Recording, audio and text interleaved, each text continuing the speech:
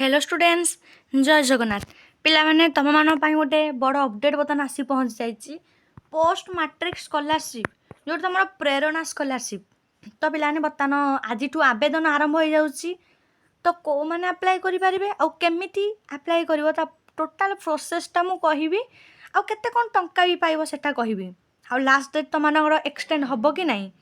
तो देख बर्तमान देखा डिटेल्स रे ता पूर्व कही रखी चैनल जो मैंने नुआ अच्छा एमती स्कॉलरशिप अपडेट पाइबापी आ प्लस टू रिलेटेड सब टॉपिक पाइबापी तो मैंने आम चैनल को एबेठू ही सब्सक्राइब करके पिला माने रखिनि तो देखा ये तुम लिखाई ओडिशा सरकार आज ये न्यूज़टा तुम मानकर आसी देख लिखाई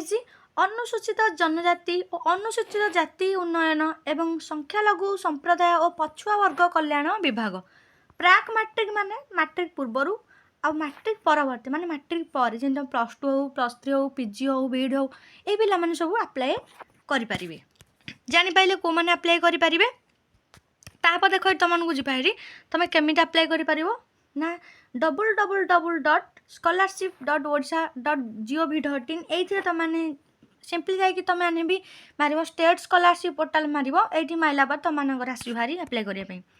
तो ये देख तुम मानकर ये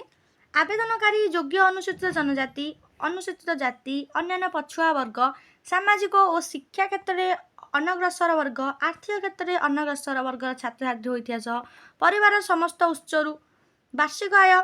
टंका तुम 2,25,50,000 रु अधिक हो से कहूँ समस्ते पकई पारे किंतु जार वार्षिक माने वर्ष को से 2,50,000 पाऊन ता वार्षिक हेतिकी हो कम हो बुझिपारे आ तुम SC ST पकई पारे OBC पकई पारे हेल्ला पे आ जेनराल पे पकई पारे किंतु वार्षिक आय एति ऊपर को तुम होपर तुम पकड़ जाति प्रमाणपत्र निहाती दरकार पाने तुमने SC ST कि कौ कास्ट तुमको देखा पड़ो जाति सर्टिफिकेट दरकार इनकम सर्टिफिकेट दरकार तुम पाने तुम रेसिडेंस सर्टिफिकेट दरकार 3टा सर्टिफिकेट दरकार ता सहित बैंक डिटेल्स दरकार आधार कार्ड दरकार बुझिपारे तापर तुम 10वीं प्लस टू ये सर्टिफिकेट मैंडेटरी तुम दरकार तुम जानते हो जो भी तुमको दरकार हो सब सर्टिफिकेट तुम आवश्यक एति तुम गला पे तापर पे गोटे तुम रोचे केते परसेंट थे आम अप्लाई करूँ तो देख पे अति कम बेसी ना 50% दरकार कौन कहले पे 50% जब तुम अच्छी कि अधिक अच्छी तुमने ये स्कॉलरशिप पकई पार है पे प्लस टू प्लस थ्री तापर पीजी बीडी ये सब पे कि तुम मैट्रिक पर जहाँ भी पाठ पढ़ु तुमने पकई पार पे तापर तुम कौन देती तुमर ये पोर्टाल तुम जो देती स्टेट स्कॉलरशिप पोर्टाल यही पोर्टाल को जाकि तुमने पोस्ट मैट्रिक स्कॉलरशिप रे अप्लाई कर आउ रही तुम गोटे जो caste certificate resident income era तो तुम जानथिबो तुम वैलिडिटी रोचे 6 मंथ तो तुम मैंने जदि बहुत पुराना हो जाइए धरना 2024 किए बाहर कर 2023 बाहर कर तो पिलाने एमाने सेबे बाहर करते बर्तमान बाहर करना तो सेटा अपलोड कले नब कि हम कि ना आमको पैसा मिल कि ना तो यहाँ गोटे डाउट पे क्लीयर कर दूसरी बेसी पुराना पिला तुम यहाँ भैलिड रही तुम जो भी पकाच तुम भूल क्या पे रिस्क नवा कहीं आउ थे आम बाहर करदे ना एत रिस्क नवा जदि हो पुणी पकड़ा तुम पड़ो डेट एत थी कि न बुझिपारे तो तुम मानकर 2026 जेहेतु यहीटा तुम मानकर तो 2025 तुम बाहर कर हाँ हो 2024 हाँ पाने एत दिवस हो जाऊँ ना भैलिड हो पारे कि न हो पारे तो तुम 2025 जो मैंने जब भी कर अप्लाई कले हो 2026 भी जो मैंने कर बेसी पुराना दिन पे दिवनि आ यहाँ देख पे तुमर आवेदन तुम आरंभ हो जाऊँगी तुमर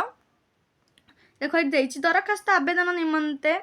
पोर्टाल खोलिया तारीख पोर्टाल खोलियो के 29/7/2026 तापर तुम शेष तारीख तुम 29/9/2026 बुझिपारे पे तुमर जहाँ